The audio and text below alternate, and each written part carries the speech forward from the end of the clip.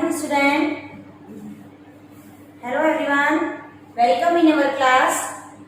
आज हम कक्षा 7 का पाठ नंबर 1 शब्द विचार पढ़ेंगे। इसे इंग्लिश में मॉर्फोलॉजी भी कहते हैं। शब्द विचार का क्या मतलब होता है? अपन हिंदी में आने वाले शब्दों पर क्या करेंगे? विचार करेंगे कि हिंदी में कौन कौन से शब्द आते हैं, उनकी क्या क्या भूमिका होती है, कौन से शब्द कैसे होते हैं, उसके बारे में हम विचार करेंगे। तो जब मनुष्य अपने विचार व्यक्त करने के लिए ध्वनियों का प्रयोग करता है तो वो ध्वनि, वो वर्ण आपस में मिलकर शब्द का निर्माण करते हैं। आपको पता ही है भाषा की सबसे छोटी इकाई क्या है? वर्ण। और वर्ण से क्या बनते हैं? शब्द बनते हैं और शब्दों से वाक्य बनते हैं। तो शब्द की नॉर्मल डेफिनेशन यही होती है कि जब हम अपने विचार व्यक्त करने के लिए ध्वनियों का प्रयोग करते हैं तो ध्वनियां आपस में मिलकर शब्द बनाती हैं और शब्दों के द्वारा हम अपने विचार व्यक्त करते हैं। तो जैसे कि मैंने एक शब्द लिखा कमल। क्या लिखा मैंने? कमल। अब देखो, अगर मैं इसमें पूछूं आपको कि इसमें कमल का कोई अर्थ है तो हाँ है। कमल क्या है? एक फूल है। तो अब अपन इसका क्या करेंगे? वर्ण विच्छेद करेंगे।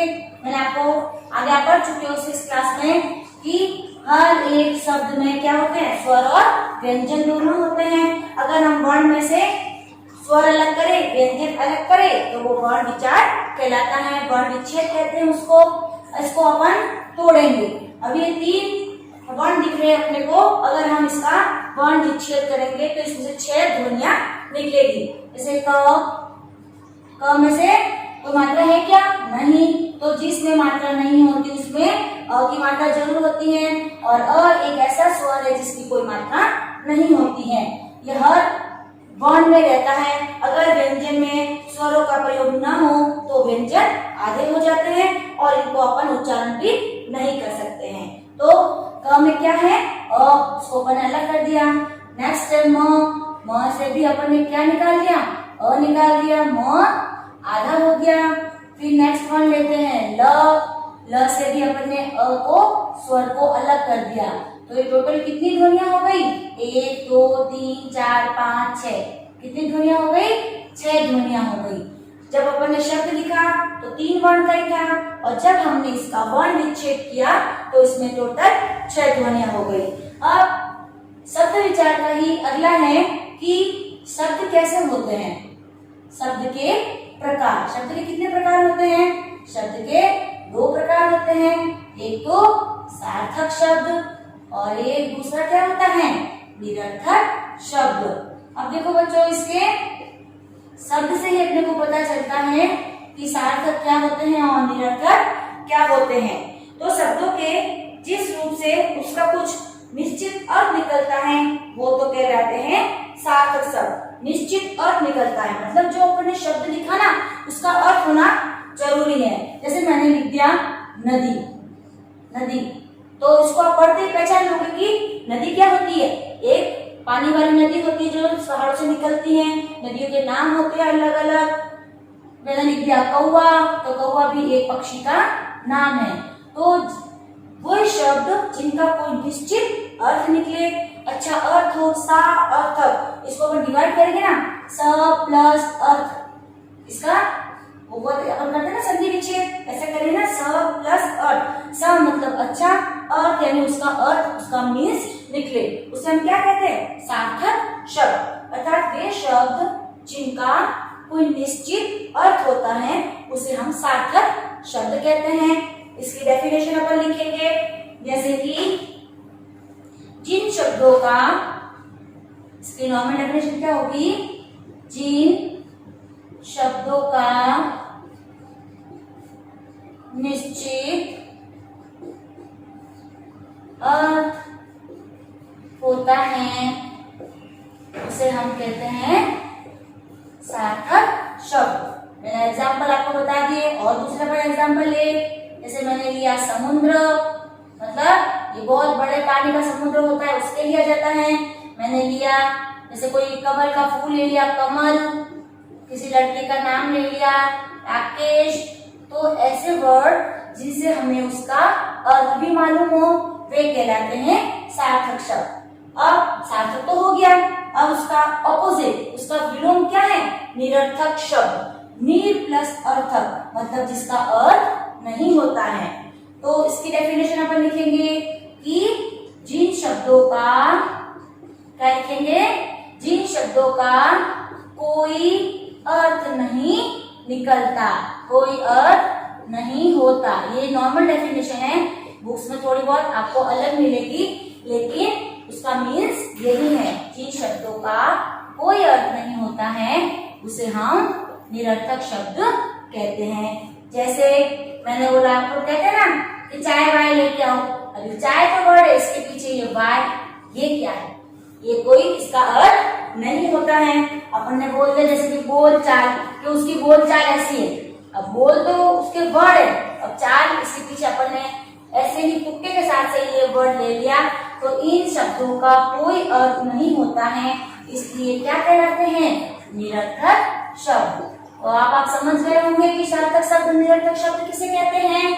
सार्थक शब्द तो वे होते हैं जिन शब्दों का कोई निश्चित अर्थ होता है, और निरर्थक शब्द जिन शब्दों का कोई अर्थ नहीं होता, अपन ऐसे ही एक शब्द के पीछे उनका प्रयोग करते हैं, तो क्या कहलाते हैं? निरर्थक शब्द। ठीक है। अब इसके आगे अपन पढ़ेंगे कि व्युत्पत्ति शब्दों के भेद। भेद का शब्द अर्थ के आधार पर शब्दों के भेद। किस अर्थ? अगर अपन शब्द का अर्थ देखें तो कितने शब्द निकलते हैं? कुछ अर्थ वाले हैं, कुछ बिना अर्थ के, जिसको अपन ने सार्थक और निरर्थक शब्द कहा था। अब लिखेंगे अपन शब्दों के भेद। शब्दों के भेद, तो शब्दों के कितने भेद हैं? इसका भी अलग अलग क्लासिफिकेशन है। पहला है व्युत्पत्ति के आधार पर। व्युत्पत्ति मतलब उनकी उत्पत्ति की कैसे हुई, उसके आधार पर उसका भेद। व्युत्पत्ति के आधार पर। नंबर 2 क्या है? कि उसकी उत्पत्ति के आधार पर। और नंबर 3 है प्रयोग के आधार पर। सेकंड है उत्पत्ति के आधार पर, और थर्ड है प्रयोग के आधार पर। प्रयोग के आधार पर। इससे संबंधित थोड़ा बहुत हमने 6th क्लास में पढ़ रखा है। अब यहाँ पर अपन थोड़ा सा डिटेल में पढ़ेंगे, थोड़ा डीपली पढ़ेंगे अंदर जाके, ताकि हमको ये वाला टॉपिक पूरा क्लियर हो जाए। तो पहला है व्युत्पत्ति के आधार पर। अब आपकी बुक में व्युत्पत्ति के आधार पर 3 इसके भेद दे रखे हैं: रूढ़ शब्द, यौगिक शब्द और योग रूढ़ शब्द। इसके अंदर अब व्युत्पत्ति का क्लासिफिकेशन करेंगे, तो उसमें भी 3 है, 1, 2 और 3। पहला है रूढ़, यौगिक और योग रूढ़। युग शब्द, यौगिक शब्द और योग रूढ़ शब्द। अब ये क्या होते हैं? अपन ने इनके बारे में कभी पढ़ा ही नहीं, कभी सुना भी नहीं। तो रूढ़ शब्द वे होते हैं जो शब्द किन्हीं अन्य शब्दों के योग से नहीं बनते, और इनको अगर अपन अलग कर दे तो ये निरर्थक हो जाते हैं। वे शब्द रूढ़ कहलाते हैं, और ये किसी विशेष वस्तु के लिए प्रसिद्ध हो गए हैं। जैसे इसमें अपन उदाहरण लेंगे, जैसे काला, पानी, माता। तो रूढ़ शब्द के अंदर वे शब्द आते हैं जो इनके लिए फिक्स हो गए, ये अलग नहीं होंगे। जैसे मैंने कहा पानी, तो पानी का एक ही मीन्स है, क्या? पीने वाला पानी। माता हमारी माँ, और काला मतलब जो ब्लैक है। तो रूढ़ शब्द वे शब्द होते हैं जो निश्चित हो गए हैं और जिनके खंड नहीं किए जा सकते। खंड मतलब जिनको तोड़ा नहीं जा सकता।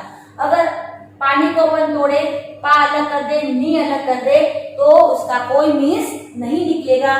तो वो क्या कहलाते हैं? रूढ़ शब्द। रूढ़ मतलब जो बहुत पहले से चले आ रहे, रूढ़ शब्द उनको कहते हैं। अब सेकंड है यौगिक। यौगिक शब्द का मतलब है कि जो शब्द अन्य शब्दों के मेल से बने। ये शब्द किसी के मेल से नहीं बने, लेकिन ये शब्द मेल से बने। यौगिक मतलब योग करके 2 शब्दों के मेल से ये शब्द बने हैं, जिन्हें यौगिक शब्द कहते हैं। इसकी डिफाइन क्या होगी? जो शब्द अन्य शब्दों के मेल से बने हैं वे यौगिक शब्द कहलाते हैं। इस प्रकार के शब्द संधि, समास, उपसर्ग, प्रत्यय से बनते हैं, और इनके खंड कर ले तो उनका अर्थ भी निकलता है। अब देखो यौगिक शब्द किस किस से बनते हैं, संधि से बनते हैं और समास से बनते हैं। इसको अपन अच्छे से पढ़ा हुआ है। संधि समास इनका मतलब होता है दो शब्दों के मेल से। जैसे मैंने एक उदाहरण लिया विद्यार्थी, क्या लिया, विद्यार्थी। अब इसमें तो था कि दो के अलग अलग टुकड़े कर दे तो उसका अर्थ एक का नहीं निकलता, लेकिन इसमें चूंकि ये बने ही दो शब्दों के योग से हैं तो इसके अपन अलग अलग कर सकते हैं। कैसे कर सकते हैं, आइए देखें। जैसे विद्या प्लस अर्थी, इसका क्लासिफिकेशन हो गया। विद्या का मतलब जो अपन पढ़ाई करते हैं विद्या वो, और अर्थी का मतलब जो ग्रहण करने वाला। तो इन दोनों के अलग अलग अर्थ हुए ना। इसका अर्थ हो गया विद्या, इसका हो गया अर्थ यानी ग्रहण करने वाला। उसे अपन क्या कहते हैं, विद्यार्थी कहते हैं। तो यौगिक शब्द के अंदर वे शब्द आते हैं जो दो शब्दों के मेल से बने होते हैं, जो संधि समास उपसर्ग से कुछ भी हो सकता है उनके योग से बनते हैं। और जब अपन इनको तोड़े, इनके खंड करें तो दोनों का अर्थ भी निकलता है, इसे अपन यौगिक शब्द कहते हैं। और नेक्स्ट आपका लास्ट है योग रूढ़। वे शब्द जो अन्य शब्दों के मेल से बने होते हैं, जो सामान्य अर्थ को प्रकट न करके किसी विशेष अर्थ को प्रकट करते हैं, वो योग रूढ़ कहलाते हैं। देखो मैंने आपको बताया थे समास, समास में अपने लास्ट समास पढ़ा था बहुब्रीहि समास। बहुब्रीहि समास क्या डेफिनेशन थी, वह समास जो कोई तीसरा ही अर्थ निकलता है वो बहुब्रीहि समास कहलाता है। तो इसके अंदर सारे वही उदाहरण आएंगे। योग रूढ़, देखो इसमें ये दोनों वर्ड मिल चुके हैं, योग और रूढ़। मतलब वे शब्द जो दो शब्दों के मेल से बने लेकिन कुछ पुराने हैं, वो उनके लिए फिक्स हो गए हैं, वो कहलाते हैं योग रूढ़ शब्द। जैसे मैंने आपको उदाहरण लिया, जैसे कि एक पंकज, क्या लिया मैंने, पंकज। पंकज का अर्थ क्या होता है, पर्यायवाची है किसी का पंकज, है ना, किसका है, कमल का। तो पंकज कमल के पर्यायवाची के रूप में आता है। इसका अर्थ होता है, अब इसको अपन अलग करेंगे, क्या करेंगे, पंख, पंख को अलग किया और ज को अलग किया। पंख का मतलब होता है कीचड़ और ज का मतलब होता है जन्म लेने वाला।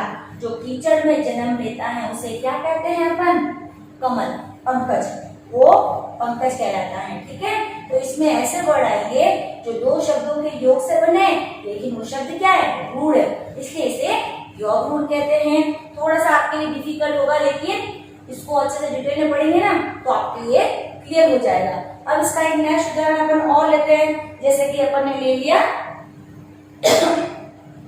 गिरधारी, क्या ले लिया, गिरधारी। इसका ही अपन ने एक उदाहरण और ले लिया, गिरधारी। अब देखो गिरधारी का मतलब क्या होता है, आप जान रहे हो, ये किस भगवान के लिए वर्ड यूज आता है, श्री कृष्ण भगवान के लिए। क्यों, क्योंकि उन्होंने बारिश के समय उस गिरधर पर्वत को अपनी अंगुली पे उठाया था और सबकी रक्षा की थी, इसलिए उनको कृष्ण भगवान को क्या कहते हैं, गिरधारी। तो ये वर्ड भी योग रूप में आएगा। अब इसका अपन अलग अलग खंड करे, इसके टुकड़े करे तो गिर अलग हो गया और धारी अलग हो गया। गिर का मतलब क्या हो गया, पर्वत, और धारी का मतलब धारण करने वाले। कौन है धारण करने वाले, श्री कृष्ण। कौन है, श्री कृष्ण। तो इसका भी अपन ने शब्दों को तोड़ दिया तो दोनों के अलग अलग अर्थ निकल गए। तो पर्वत को धारण करने वाले श्री कृष्ण। तो योग रूढ़ के अंदर यौगिक से बनते हैं और वो रूढ़ होते हैं, लेकिन उसका अर्थ भी अलग निकलता है, सेम बहुब्रीहि समास के समान, इसलिए इसे क्या कहते हैं, योग रूढ़। तो आपको समझ में आया।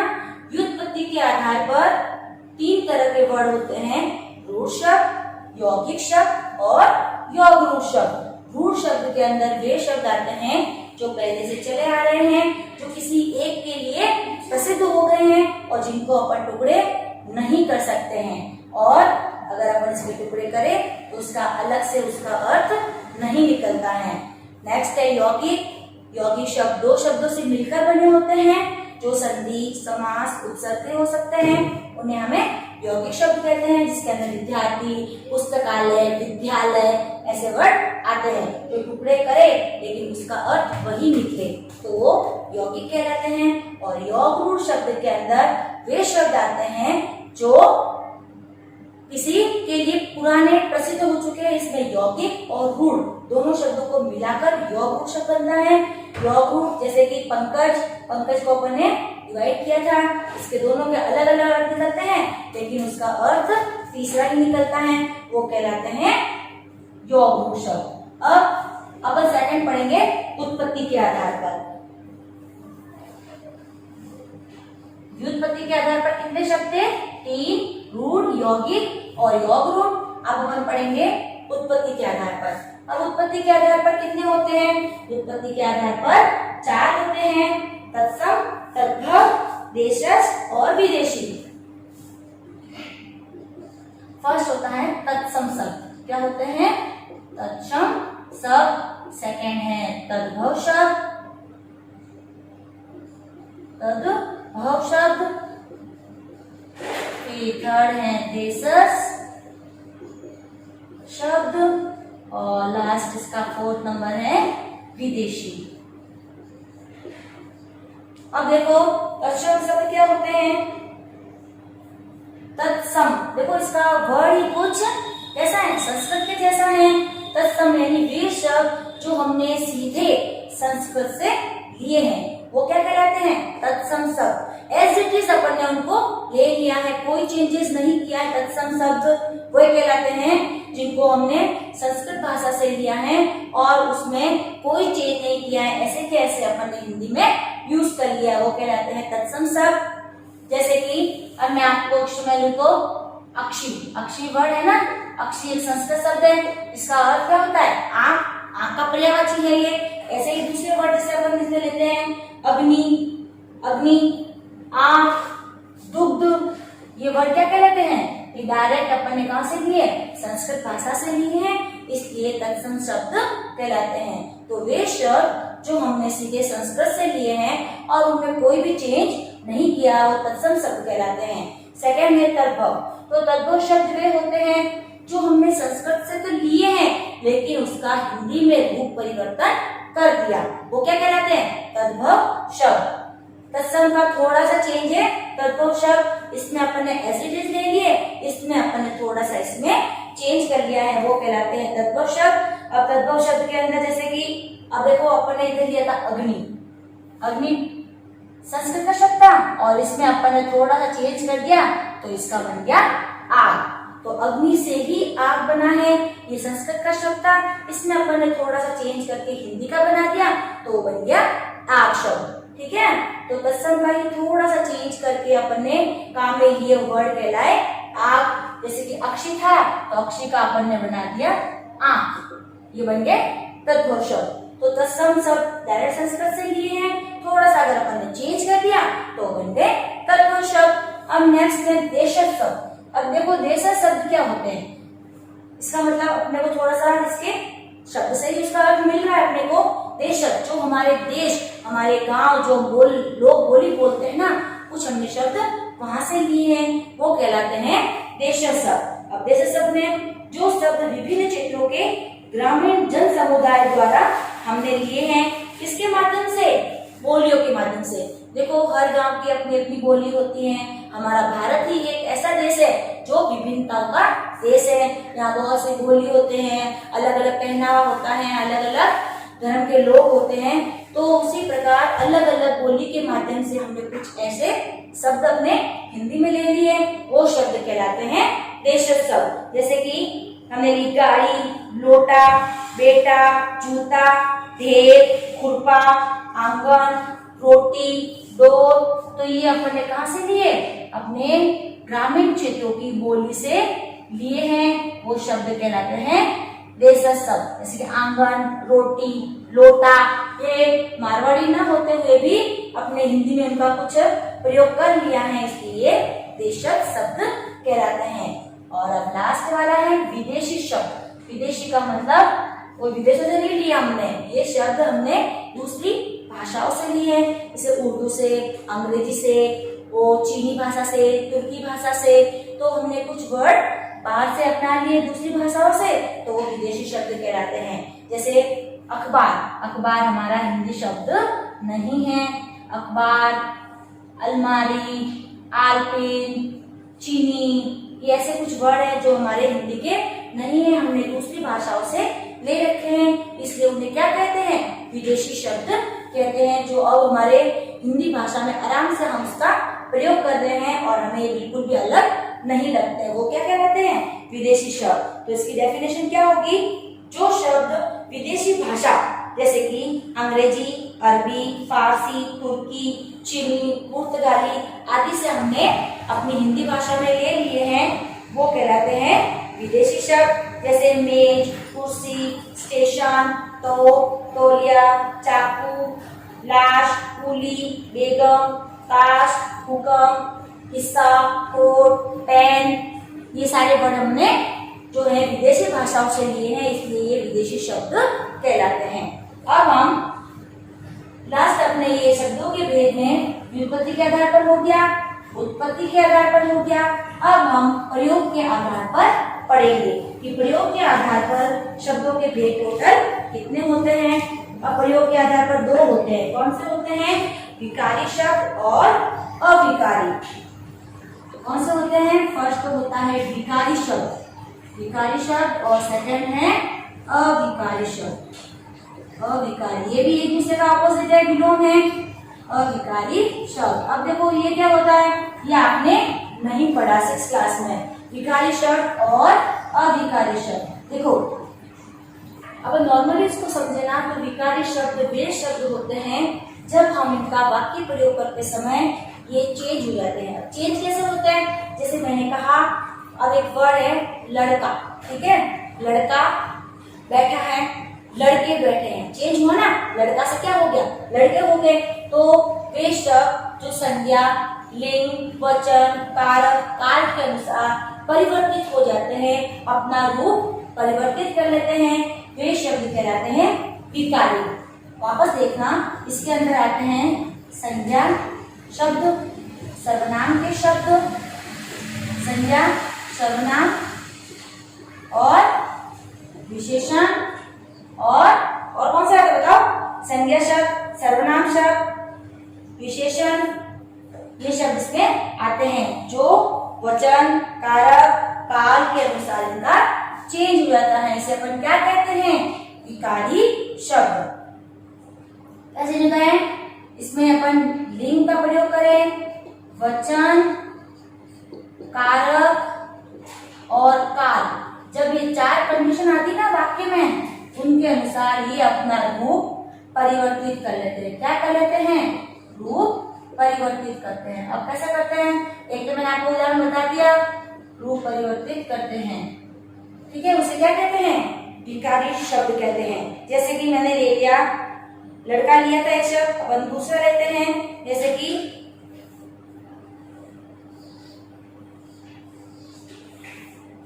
अब है तुम। तुम एक ऐसा वर्ड है, मैं यहाँ लिखती हूँ इसको अच्छे से समझाने के लिए, तुम, ठीक है, तुम अपना काम स्वयं करो, यह हो गया एक वचन के लिए। लिंग होता तो अब लिंग के अनुसार आपको मैं चेंज करके बताती हूँ। जैसे देखना, तुम अच्छी हो, ये किसके लिए आया, लड़की के लिए आया, ठीक है। फिर तुम अच्छे हो, लड़के के लिए आया। तुम्हारा नाम, तुमसे ही बनाइए, तुम्हारा नाम, लड़के के लिए आया। अब तुम्हारी वस्तु, ये किसके लिए आया, लड़की के लिए आया। तो ये तुम शब्द भी चेंज हुआ है, तुम्हारा हो गया, तुम्हारी हो गया, तो ये हो गया विकारी शब्द में। वचन के अनुसार भी चेंज होते हैं, जैसे एक वचन हुआ तो अलग हो गया, बहुवचन हुआ तो उसका भी अलग हो गया। जैसे मैंने आपको बताया ना, लड़का, लड़के, अगर एक लड़का है तो लड़का, और बहुत सारे लड़के हैं तो लड़के आ गए, तो लड़का का रूप परिवर्तित हो गया। तो वे शब्द जिनका लिंग, वचन, कारक और काल के अनुसार रूप परिवर्तित हो जाता है, वे विकारी शब्द कहलाते हैं। और इसके अंदर संज्ञा शब्द, सर्वनाम शब्द, विशेषण शब्द और क्रिया शब्द आते हैं, ठीक है, समझ में आया आपको। अब नेक्स्ट पढ़ते हैं अविकारी। मैंने आपको बताया इसका जस्ट ये उल्टा है, ये कोई भी पोजीशन में चेंज नहीं होते हैं, एज इट इज रहते हैं। वे शब्द क्या कहते हैं, विकारी, अविकारी शब्द। इसकी डेफिनेशन यही होगी, वे शब्द जो लिंग, वचन, कारक, काल के अनुसार परिवर्तित नहीं होते हैं, ऐसे ही रहते हैं, उसे हम अविकारी शब्द कहते हैं। अब देखो, अविकारी शब्द में जैसे क्या क्या आएंगे, इसमें चार आएगा ना, संज्ञा, सर्वनाम, विशेषण और क्रिया। इसके अंदर आएंगे क्रिया विशेषण। फर्स्ट आएगा क्रिया विशेषण, नंबर 2 आएगा समुच्चय बोधक शब्द, समुच्चय बोधक। नंबर 3 आएगा विस्मयादि बोधक,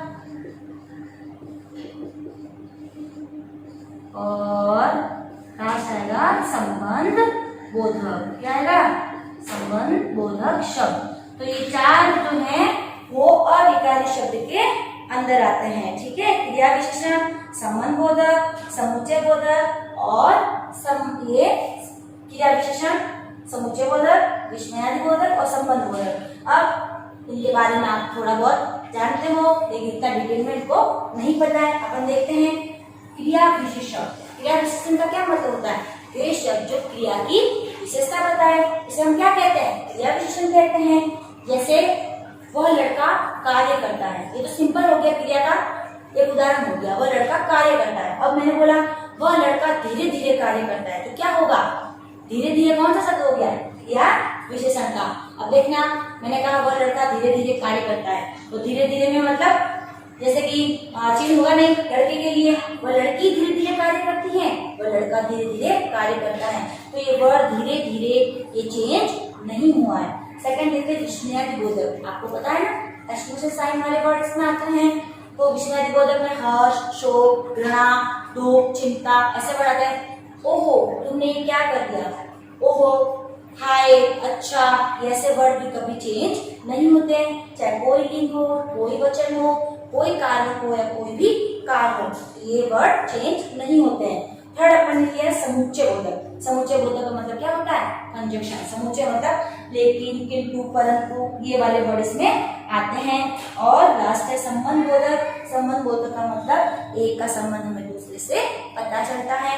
काके की, रा, रे, री, ये वाले वर्ड इसके अंदर आते हैं। तो हमने पढ़ा कि शब्दों के भेद 3 प्रकार से होते हैं: व्युत्पत्ति के आधार पर, उत्पत्ति के आधार पर और प्रयोग के आधार पर। उत्पत्ति के आधार पर अपने कौन से पढ़े थे? रूढ़, यौगिक, योग रूढ़। उत्पत्ति के आधार पर हमने 4 वर्ड पढ़े: तत्सम शब्द, तद्भव शब्द, देशज और विदेशी शब्द। और लास्ट अपन ने पढ़े प्रयोग के आधार पर, जो 2 आते हैं, विकारी और अविकारी। विकारी का शब्द मतलब वे होता है जो लिंग, वचन, कारक और काल के अनुसार अपना रूप परिवर्तित कर देते हैं, वो विकारी शब्द कहलाते हैं। और जो शब्द लिंग, वचन, कारक और काल के अनुसार चेंज नहीं होते हैं, रूप परिवर्तित नहीं होता है, उसे हम क्या कहते हैं? अविकारी शब्द। तो मुझे आशा है कि आपको ये चैप्टर अच्छे से समझ में आ गया होगा। ठीक है, तो इसे अपन क्या है पढ़ा आपने शब्दों के बारे में। आज के लिए आपकी वीडियो में आज इतना ही। Please like and comment this video. Thank you. Thank you for watching the video. If you like the video, please subscribe our channel and press the bell icon for another updates. Thank you.